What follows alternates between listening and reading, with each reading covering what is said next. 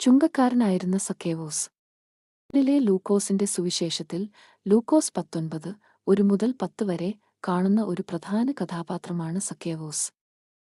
യെരിഹോ പട്ടണത്തിലെ ധനികനും പ്രധാന ചുങ്കക്കാരനുമായിരുന്ന ഇദ്ദേഹത്തിന്റെ ജീവിതം യേശുക്രിസ്തുവുമായുള്ള കൂടിക്കാഴ്ചയിലൂടെ സമൂലമായി രൂപാന്തരപ്പെട്ടു.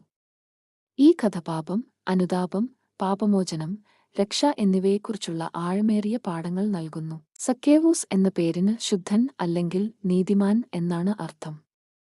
എന്നാൽ ഒരു ചുങ്കക്കാരൻ എന്ന നിലയിൽ യഹൂദ സമൂഹത്തിൽ അദ്ദേഹം വെറുക്കപ്പെട്ടവനായിരുന്നു.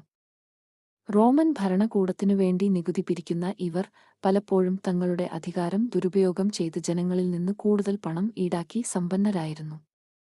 അതുകൊണ്ടുതന്നെ ഇവർ പാപികളായും രാജ്യദ്രോഹികളായും കണക്കാക്കപ്പെട്ടു. സക്കേവൂസ് യേശുവിനെ കാണാൻ അതിയായി ആഗ്രഹിച്ചു.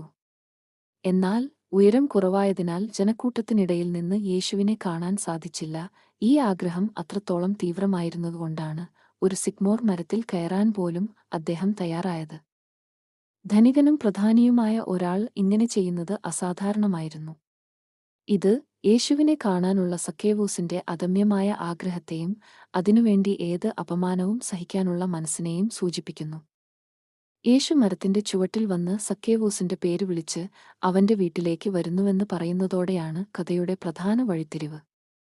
ഒരു പാപിയുടെ വീട്ടിൽ പോകാൻ യേശു തയ്യാറായത് ജനങ്ങളെ അമ്പരപ്പിച്ചു. ഈ സ്നേഹവും അംഗീകാരവുമാണ് സക്കേവൂസിന്റെ ഹൃദയത്തെ സ്പർശിച്ചത്. സക്കേവൂസിന്റെ ജീവിതം നൽകുന്ന പ്രധാനപ്പെട്ട പാഠങ്ങൾ ഇവയാണ്. 1. വിശ്വാസവും അനുതാപവും. 2. യഥാർത്ഥ അനുതാപം.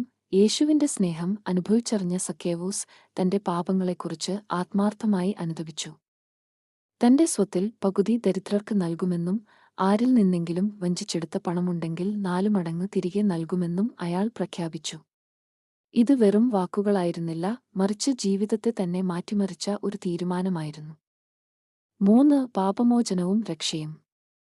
സക്കേവൂസിന്റെ അനുതാപവും പ്രവർത്തികളും കണ്ടപ്പോൾ യേശു പറഞ്ഞു, ഇന്ന് ഈ വീടിന് രക്ഷ വന്നിരിക്കുന്നു. ഇത് ആത്മാർത്ഥമായ അനുതാപത്തിലൂടെ പാപമോചനവും രക്ഷയും ലഭിക്കുമെന്നുള്ള വലിയൊരു പ്രത്യാശ നൽകുന്നു.